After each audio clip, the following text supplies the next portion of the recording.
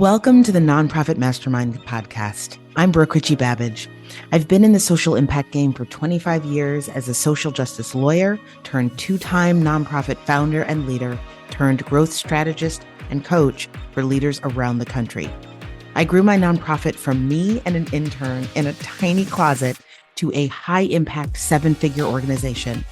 And along the way, I learned so much about how to build an organization that has real impact and how to do it without burning out. In this podcast, I share the nuts and bolts of all of it so you can do that too. We dive into the mindset, strategies, and tactics of how to scale a high-impact organization and how to do it in a way that's truly sustainable. This month, I'm doing a deep dive into how to operationalize leverage in your leadership. We're almost a quarter of the way through the year, and more people are feeling the urgency of not wanting to lose sight of the goals and aspirations that they came into the year with. So I'm doing a mini series this month about leverage, and specifically high leverage leadership. As I like to say, what got you here won't get you to wherever you're trying to go next. If you want to step into the kind of leadership practices that support real growth without burnout, I've got a roadmap. There are mindsets and frameworks and practices that have been found time and time again to work.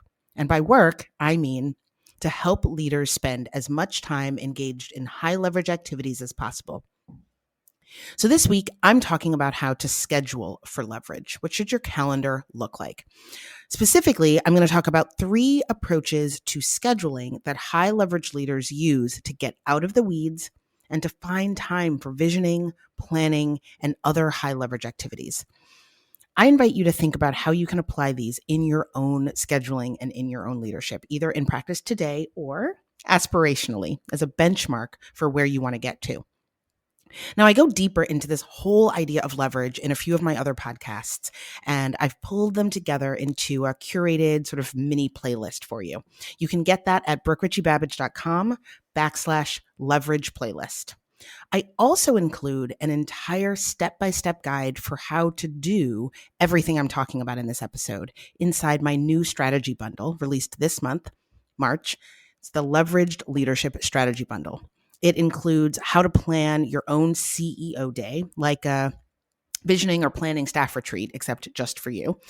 How to form a mastermind, how to do self-coaching that is effective at actually sort of unearthing and navigating some of those mindset gremlins that get in the way of our growth. How to do strategic annual and quarterly planning for yourself, and a breakdown of how 3 of my favorite business books apply to our sector and to leverage leadership, from growing your community to designing your signature talk and building your thought leadership. You can get that entire bundle at richie-babbage.com/leverage bundle. Okay, so first, scheduling for energy, not just time. That's the first strategy I want to talk about. Scheduling for energy, not just time. One of the mistakes so many of us make is only accounting for hours in the day when we add things to our calendar. The problem with this is that that's just not how our brains or bodies work. So many of you who are working hard to grow your budget, manage your board, lead your team, all of the things, you're doing it by putting in more hours. As a result, you and your team are probably tiptoeing right up to the edge of burnout. And ultimately, that actually undermines your growth, your effectiveness, and the sustainability both of you and the organization. The problem is that for many people, we take for granted, and I include myself in this because this is a perennial struggle, we take for granted what actually fuels our capacity to work. And that's our energy. Being mindful of that capacity is actually the best way to get more done faster and better. The fact is that while time is finite, energy is not. It can be expanded, it can be deepened, and most importantly, energy can be renewed. Now, when you're thinking about this in concrete terms, there are actually 4 different types of energy to think about. There are 4 different types of energy that we use and can renew as we go through a day or a week: physical, emotional, spiritual, and psychological. Now, your brain and body naturally want to spend that energy, those different kinds of energy, on different things at different times of the day. Similarly, different activities both use and renew these different kinds of energy. So, what you want to do is map your natural energy flow so that the work that you're doing in a day or a week is naturally aligned with the work you're most naturally suited to do during that time. For example, are there certain times of the day when it makes sense for you to do a workout or to go for a walk? For example, if you have two sort of really intense discussions or really long meetings, maybe putting a walk or a stretching workout or even just 5 minutes of sort of bending and stretching and circling your chair right in the middle of those two activities, that's a renewal of your physical energy, right? Are there certain times of day when meetings feel like they're more in flow, when it makes sense to be more social, to focus on collaborations, partnerships? I know for me, there are times of the day when I do my best creative and deep thinking, and that's in the morning. So I don't schedule meetings in the morning because I know that my natural energy flow is such that my brain wants to be engaged in deep, sort of complex, messy thinking. It's the least intimidating time, the least overwhelming time for my brain to do that. So I want to plan my schedule to support that. For you, when are the times of the day when you find that your energy is at its lowest, when you really just sort of need to disengage or wind down? Right? Those are things that you want to pay attention to as you are mapping your meetings, your workouts, your collaborations, your time for deep thought.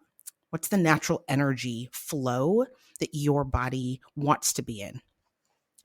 You also want to think about how you're using each of these 4 kinds of energy as part of that energy map and how you are and are not replenishing them. Leaders find that they get more bang for their proverbial buck of sort of time, energy, etc., if they're mindful about building in rituals that renew each of these kinds of energy. Things like, and I mentioned this, brief walks, stretching, things like healthy snacking, working out, good sleep practices. These are things we all know we're supposed to do, but they actually impact our physical energy, which we know. That matters. Right? When we are talking about burnout, when we're talking about supporting our team to avoid burnout, when we're talking about that sense of overwhelm that we can all feel when we look around at all of the tiny little fires that we think we have to put out, we actually feel more capable of navigating all of that. Our brain tells us we are more capable when we have renewed that physical part of our energy. So it actually has practical implications. Things like practicing gratitude, expressing appreciation to the people that you work with, sending a little card, throwing a half an hour party for your team that just says thank you, calling a board member to say, I loved that meeting you set up, just thank you. Spending time in your zone of genius, doing things that are at the intersection of things you actually really enjoy about your work and that connect you to its purpose and that you do really well, right? That's your zone of genius. Things like that have been shown to help renew emotional energy, right? That other bucket, that second bucket of kinds of energy. Interestingly, when we talk about psychological energy, research has found that it's actually fueled by deep work, by engaging in what I would call a lot of the high leverage activities. So blocking time, and I'm going to talk about this in a moment, blocking time for focused, uninterrupted, deep thinking work, visioning, planning, identifying the most challenging or long-term project on your plate and spending an hour a day only working on that. Things that build towards bigger outcomes, but don't necessarily allow you to check a box at the end of the day. I find it fascinating that research has found time and time again that engaging in that kind of thinking and work every day is actually what renews your psychological energy, right? It does it by connecting you to that part of your brain that wants to settle into something, right? That doesn't want to switch between things. by making you feel like you are actually making progress on some of these bigger projects. And even if we aren't aware of it, that narrative, that positive, we're moving forward, we're actually making our way up the hill, that's working in the background, giving you energy. Finally, renewing your spiritual energy is really about making sure that you find ways to connect to your deeper why. Most of us can work beyond hard as long as we understand what we're working towards. What's the purpose being served? The upshot of all of this is that you want to use an understanding of your energy to guide when and how you should naturally show up for certain kinds of work. And you want to be intentional about making sure to build into your schedule time and rituals to give you back that capacity that you need for leverage, right? So this first high leverage strategy that we have seen in all high leverage leaders is they pay attention to their energy, not just hours in the day, when they are scheduling what to do and when. The second strategy is time blocking, and specifically time blocking using Big Rock's philosophy, which I'm a huge fan of. This is a huge strategy for making time for high leverage work. It does no good to know what high leverage activities are, even if you identify your most important projects, goals, and initiatives. It does no good to know them if you can't make time to work on them, right? You can know them, but if you don't do anything about them, nothing changes. The problem is the tyranny of the urgent. We are all inundated with a million tasks and obligations, and they all feel important, sometimes equally so. It's really hard to prioritize, particularly in the moment. Here's an interesting trivia point that a friend shared with me a few years ago, and I just love. The word priority actually entered the English language via Old French sometime in the 14th century. I'm a history buff, so I love this kind of thing. It comes from the medieval Latin word prioritas, fact or condition of being prior. And the word actually meant the most important thing, the prior thing, or the thing with precedence. Now, when people first started using it, the word priority had no plural, right? There's only one most important thing. You could only have one priority. Now, sometime in the middle of the 20th century, and this probably won't come as a surprise to most of you listening, it's almost certainly related to the rise in corporate and office culture and bureaucracy, the word priorities began to appear. Now people began to claim that they had more than one most important thing. They could have 3 or 5 or 15 priorities. The more priorities you have, the harder it is to identify which is the most important. Our brain just doesn't want to do that, right? So as we know, and why I think this is such an interesting and actually relevant trivia point, is in our daily lives, in our weekly lives, the more priorities we have, the easier it is to get sucked into low leverage in the weeds work. Right? And the harder it is to sort of lift your head above all of those priorities and tasks and say, but wait a minute, which is the most important one? What do I need to be focused on? High leverage leaders develop the skill, and it is a skill, and it is one we can learn, and it is one that we can master. The skill of prioritizing what to focus on, where to allocate their time and energy, and how to protect that work.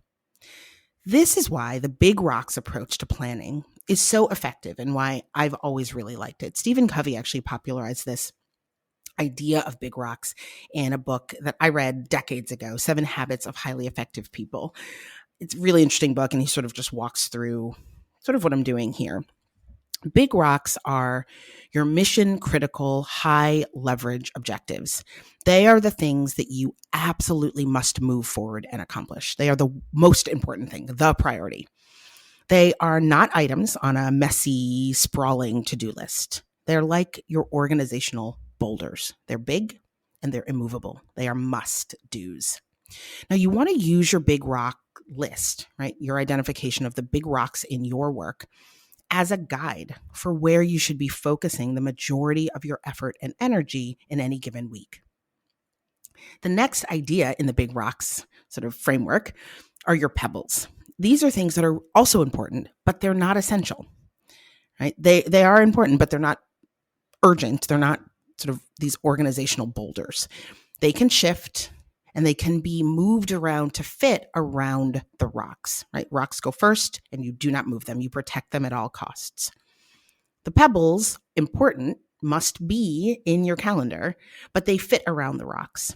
And then finally, the sand. The sand are things that are the lowest leverage or have the least significant effect on the ultimate outcomes you're trying to achieve, the ultimate impact you're trying to have.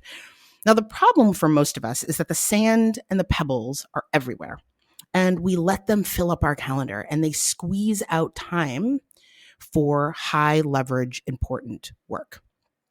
If you think about a jar, that you need to fill sort of with your rocks and your pebbles and your sand. If you fill it with sand, there's no space for rocks, right? What you want to do is you put in the rocks and let the sand and the pebbles fill in around the most important things. And so what that means is you want to be intentional about your calendar and add time to focus on big rocks into your calendar first. I literally have time in my calendar that says big rocks. These are longer blocks of time that are not for things like responding to emails or staff meetings. They are my must-dos and they do not move. Now, after you've scheduled those and locked them in, then turn to the pebbles, map those out, keeping your energy in mind, and then you make time for sand. Now, here I want to offer just a word of gentle caution. You should define what sand is for you. It can be tempting to let other people's urgency and other people's definition of what's important, other people's big rocks and pebbles, define your own. Instead, you need to keep the organizational outcomes and impact that you're trying to achieve front and center in your mind. Ask yourself, what are the highest leverage and most important things I need to do so that I can move towards that impact, and let that guide how you define your rocks, how you define your pebbles, and what you determine is sand. The last one I want to talk about is batching your work instead of multitasking. Batch work can be hard. And I pause there because for most of my life, I have patted myself on the back for being an excellent multitasker. And to a certain extent, I don't think you can lead anything without being good at multitasking. So I am not saying stop multitasking or get rid of that. I think if I said that, people would be like, I'm turning this off. She doesn't know what she's talking about. What I'm saying instead is, if you want to plan your week, right, plan your calendar for maximum leverage, where you look up at the end of the week and you actually feel like, oh, we've made real progress. I've made real progress on the things that matter the most. Then some part of how you organize your time should involve batch work. And you may want to leave time in your calendar for the multitasking because that comes up. But we do our most effective work when we avoid switching costs. And so I'm going to talk about this for a minute. Batch work just means grouping similar tasks together and working on them in batches. For instance, you might batch all of your email responding, right? All of your correspondence into 1 hour at different points in the day, or handle all of your phone calls, or pay all of your invoices, right? Do all of your writing. The reason that it works is because, as I mentioned, it avoids what we call switching costs. The transition from one task to another actually involves real cognitive effort, right? And over time, the more we do it over the course of a day and definitely over the course of a week, it causes genuine mental fatigue, right? And this means that you're not going to do as well on the tasks. You're not going to be able to concentrate as well, right? This is a phenomenon called the switch cost effect. And it's very real. If you sort of map, again, your energy over the course of a day, you might note this as you go through your day. Here's another sort of factoid that I heard the other day that I think really just illustrates this in a fascinating way. If I ask you to count from 1 to 25 as fast as you can probably do that. Most people can do that in about 5 seconds. If I ask you to spell out the alphabet, again, as fast as you can, most people can do that in about 4 seconds. Now, if I ask you to context switch between the two, 1A, 2B, 3C, etc., most people actually lose track before they get to the end. And if they do finish, researchers have found that it takes between 1 and 1.5 minutes to do that. That is 20 times longer because your brain needs to switch, right? It's not just that you lose time, slow yourself down, and lose effectiveness every time you switch between tasks. There are other costs, right? The quality of your work goes down. You're more likely to make mistakes. You're not able to retain as much information. There are so many studies that show that switching between tasks, even things we consider to be minor, actually impairs what they call the encoding of task relevant information, right? It's what your brain holds on to. If you spend 10 minutes doing something and then switch to something else for 5 minutes, even if you come back to that original thing, research finds that you've retained less of that first 10 minutes, the information you took in the first 10 minutes. So over the course of the day, you're actually not moving forward. The pace in which you're sort of getting work done, retaining information, isn't keeping up with the hours that you've spent, right? And this last point I want to make about this batching, I have found to be really meaningful in my own work and the work that I do with a lot of the leaders in my group. And that's around this idea of flow, right? Getting into a flow state. Getting into a flow state is actually what we want. It's very tied to a lot of my work and research and writing around zone of genius, right? This idea of being completely immersed in an activity that we do well and that we enjoy. That's when we're going to perform our best. And so getting into this flow state actually requires sustained focus on one task. It's way harder to do that when you are multitasking. The other reason that multitasking is really important is it reduces decision fatigue. Now, decision fatigue is another sort of wonky concept like switch cost effect, but it basically means that after making a lot of decisions, your ability to make more decisions goes down. It gets worse. The more decisions you have to make, the more fatigue your brain develops, and the worse you get at making those decisions. And it doesn't actually seem to matter physiologically whether they are big decisions or little decisions. Now, for me, this shows up as foggy brain, right? Irritability, saying no to things that I might want to respond to in a more nuanced way. I know for a lot of people, that's going to resonate. This also shows up as overwhelm. You can seriously reduce decision fatigue by pre-setting your schedules with these time blocks we've talked about, right? With batches, where you know exactly what you're going to do and what goals you have for those blocks of time, and where you put up guardrails against adding anything else to those blocks. You do that pre-thinking and that pre-mapping, then you can your brain can sort of relax into it, and there's nothing to say yes or no to within those blocks. Now, this is a mindset shift. It's a simple one, but it's really important. Being a high impact, high leverage leader and sustaining yourself is about being intentional about your time. You have to decide that protecting your time and engaging in high leverage work is important. And you have to act accordingly, even if it means changing how you have done things in the past or even getting a little uncomfortable. It can be uncomfortable to say to someone on your staff who pokes their head in, no, I don't actually have 5 minutes right now. I'm in the middle of some deep thought work for our new partnership with X, Y, and Z, and I can't really break my flow. Why don't you grab some time on my calendar later today? I've blocked time on the shared calendar, and I've called it floating meeting time. I can definitely chat then, right? You can say those words, but you can also feel really weird about them, right? That might be a change for you and for your team. It can be hard to say, but when you get good at it, you'll find that you feel more in control of your time and the impact that you're able to have. Now, I mention all of that because reducing the decision fatigue, reducing the effect of switching between multiple things, multitasking, energy mapping, and leaning into and protecting time for big rocks, everything we've talked about today requires that mindset shift. It requires that you predetermine the right calendar to protect and support your ability to engage in high leverage work, and that you be willing to protect it.